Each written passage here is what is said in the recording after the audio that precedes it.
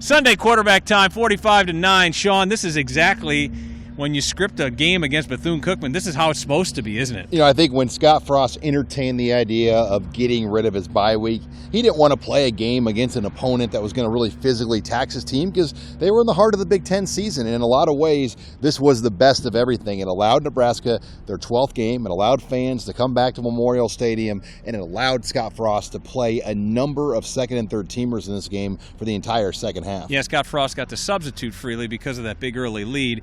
What did you see offensively? 38 first-half points. Yeah, I think they came out early, especially Adrian Martinez, Stanley Morgan, J.D. Spillman, Divine Ozigbo. Those four guys got their numbers, got their work in early, and then their day was done. And I'm not saying Scott Frost was trying to make sure they got their numbers, but I do think there's something to getting a 1,000-yard back and potentially two 1,000-yard receivers. And those three guys all put in the numbers to kind of keep their seasons on track of where they want to be. Yeah, Divine Ozigbo goes over 100 yards for the fourth time this season. Fourth time in the last 5 games, actually, going over the 100-yard mark right before the half. Defensively, though, the Huskers caused some turnovers. They won the turnover battle for the first time this season. Yeah, that was big because this defense in general the last several years has not forced a lot of turnovers. There just aren't players on this defense that have, they didn't have the ability to punch balls out, tip passes, get interceptions. You saw Deontay Williams and JoJo Doman. I thought both of them brought something to the table. One forced a fumble, Deontay recovered it, and then Deontay had a pick as well. But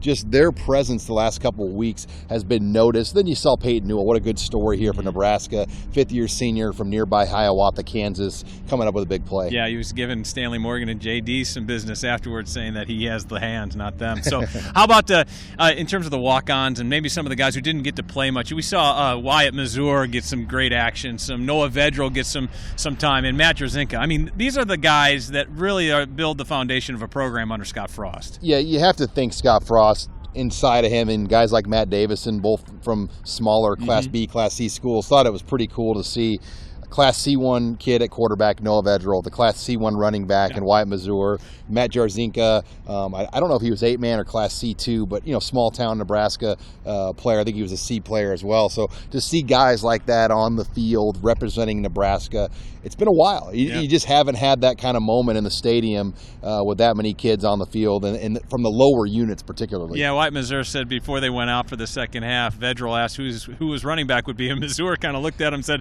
"I'm your running back," and they kind of had a moment like they Class C nod. Yeah, Class C nod, exactly. All right, so moving ahead, obviously the big story this week will be Ohio State. Is this team ready? They're going to have to be.